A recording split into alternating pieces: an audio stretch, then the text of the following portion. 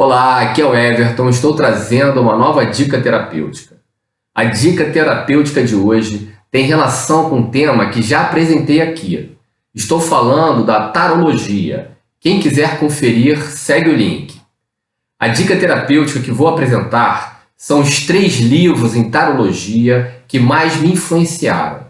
Todos vocês que me conhecem já sabem da importância e do valor que atribuo à formação, aos estudos e à constante pesquisa na carreira de um terapeuta profissional. Como já falei em outra dica terapêutica, a formação constante, a supervisão e a terapia são os pilares na condução de uma carreira terapêutica sólida, bem-sucedida e próspera. Então, quando estamos interessados em uma técnica holística qualquer, é fundamental para o estudante montar uma bibliografia básica e, aos poucos, ir compondo sua biblioteca holística. No caso do tarô, já contei que comecei a me interessar aos 16 anos com uma prima. Naquela época, em 1983, havia poucas publicações sobre o tema, e o cenário permaneceria o mesmo até meados daquela década. Mas um livro era febre entre todos os estudantes de tarô do início dos anos 80, pois trazia junto um baralho, o que era comum naquela época. Mas os 78 arcanos do tarô da editora Pensamento eram o melhor. Muitos tarólogos e cartomantes que faziam sucesso no cenário esotérico carioca usaram essas famosas cartinhas, como a Dora, a Esmeralda e a longeva Cherry, todas elas atendendo em Copacabana, no Rio de Janeiro. Esse livro, Os 78 Arcanos do Tarô, foi muito importante no início da minha formação, pois com as cartas eu poderia efetivamente começar a praticar a técnica, além de estudar a teoria. O tarô do livro era uma mistura de 2 tarôs, o tarô de Eteila, publicado em torno de 1785, e o tarô dos Boêmios de Papus, do final do século XIX. Eteila e Papus eram 2 grandes esoteristas, e naquela época o livro de Thoth de Eteila era impossível de conseguir. Só fui lê-lo mais de 25 anos depois. Mas o tarô dos Boêmios de Papus era publicado, então com ele continuei meus estudos. Esse livro, o Tarô dos Boêmios de Papus, também vinha com um baralho, mas as cartas eram maiores e mais frágeis, então eram pouco úteis para o jogo constante. A parte teórica, entretanto, enveredava nas relações entre os arcanos maiores do tarô e a cabala. Dando continuidade aos meus interesses, adquiri 2 livros que aprofundavam essas relações entre tarô, cabala, astrologia e numerologia. Os Arcanos Maiores do Tarô e os Arcanos Menores do Tarô, ambos de Dio Mabes, publicado pela editora Pensamento. Apesar de ser uma escrita hermética e densa, esses livros foram fundamentais na minha formação, especialmente pelas inferências numerológicas que o autor aplicava na interpretação dos arcanos. Nessa fase, em 1987, resolvi comprar um tarô importado, profissional. Fui então à legendária livraria Leonardo da Vinci, na Avenida Rio Branco, e acabei saindo com um tarô de Marsella, aqui é meu tarô de Marsella bem antigo, e com um tarô cabalístico preto e branco, esse tarozinho aqui, lindo, da também lendária Ordem Esotérica Golden Dawn. Além deles, comprei um livro, que foi o primeiro livro a me impactar profundamente. Jung e o Tarô, uma jornada arquetípica, de Sally Nichols. Na verdade, eu tinha tudo para sair das minhas compras e enveredar pelo tarô cabalístico que tinha acabado de adquirir. Estava interessadíssimo na Golden Dawn, mas a escrita maravilhosa e fluida de Sally Nichols, associando o tarô de Marsella com os conceitos da psicologia analítica junguiana, me abriram uma direção completamente nova e que eu trilharia alguns anos depois. Ao associar o simbolismo do tarô de Marsella com a psicologia de Jung, ela, além dessa transdisciplinaridade, acrescentou uma dimensão psicoterapêutica à prática da tarologia.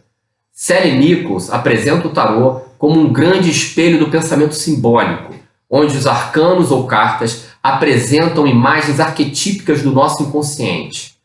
Aluna de Jung no Instituto Zurich, a autora emprega todo o conceitual junguiano sobre individuação, arquétipo, sincronicidade e imaginação ativa, analisando cada arcano maior do tarô de Marsella como representação das diferentes etapas da jornada do indivíduo rumo à transformação e a integração de si mesmo.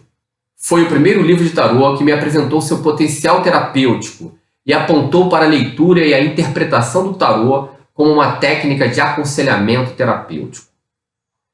Então, continuei um tempo usando o tarô de Marselha, mas estava se aproximando uma época de profundos estudos esotéricos e terapêuticos, quando ingresso no Colégio dos Magos e posteriormente na Rosa Cruz. Nessa fase, me volto novamente para o tarô cabalístico e passo a usar aquele tarô comprado na livraria Leonardo da Vinci.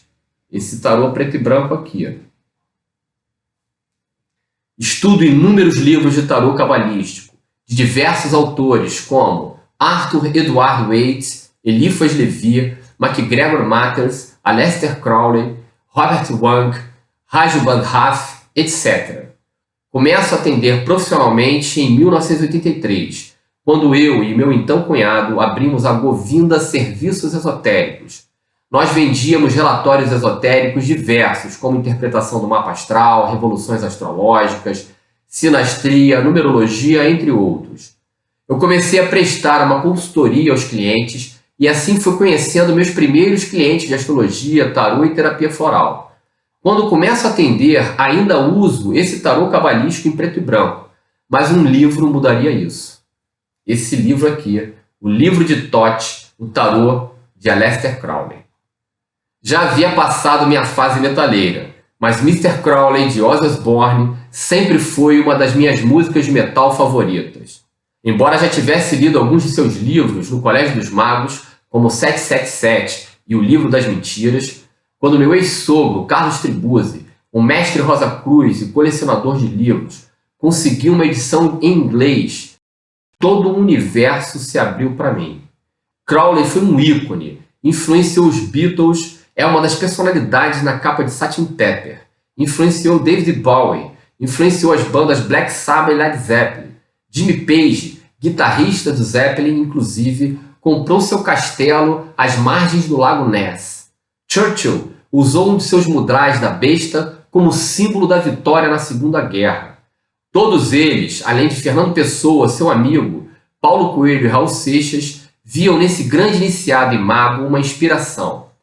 Esse livro foi desenvolvido depois de Crowley viajar por inúmeros países como China, Índia, Rússia, México, etc., para finalmente aportar no Egito.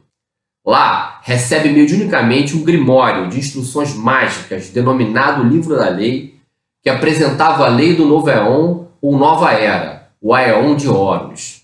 Foi transmitido a ele por Aiwass, uma entidade que se disse mensageiro dos deuses, e apregoou o famoso "Faça o que tu queres, pois é tudo da lei".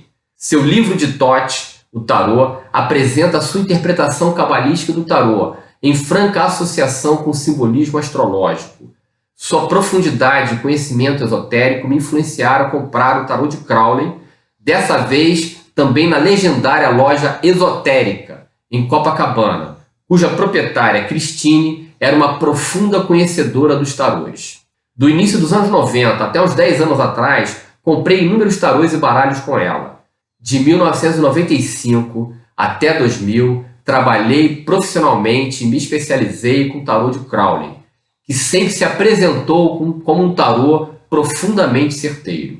Um dia, porém, um terapeuta também lendário do cenário terapêutico carioca dos anos 80 até os anos 2000, Juan Carlos Ferriolo, argentino, torcedor do Boca e um dos precursores da técnica de renascimento no Brasil, que atuava comigo em um centro holístico em Botafogo, me perguntou: "Everson", ele sempre errava meu nome, "você joga Crowley, né?" Eu confirmei, e ele completou: "Você é o cara mais equilibrado que joga Crowley que eu conheço." Como eu respeitava muito o Juanito, decidi procurar outro tarô para usar. Voltei a buscar livros cabalísticos de tarô e descobri o terceiro livro que mais me impactou, o Curso Prático de Tarô de Joan Bunny.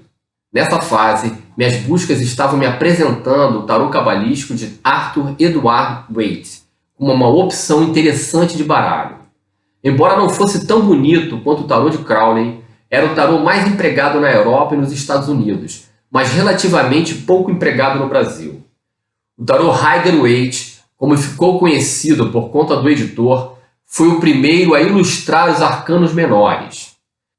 Em meu namoro com essas cartas, li vários livros interessantes, mas esse livro da Joan Bunny me apresentou os arcanos dentro de uma didática que influenciou minhas posteriores formações de alunos em tarologia, bem como minhas apostilas e meu livro sobre o tema. Usando uma linguagem moderna e um esquema com palavras-chave para facilitar a compreensão e a interpretação dos arcanos do tarô, a autora produz mais que um livro, realmente ela consegue produzir um curso completo de tarô. Como disse, todos nós precisamos aprofundar nossos conhecimentos acerca dos temas que nos interessam. Assim sendo, montar uma bibliografia básica e uma biblioteca são fundamentais para sairmos do diletantismo e nos tornarmos profissionais nessas técnicas. Essa foi nossa dica terapêutica, os 3 livros do tarô que mais impactaram em minha formação e que fazem parte desse conhecimento maravilhoso que é a tarologia, que se constitui hoje como uma terapia holística.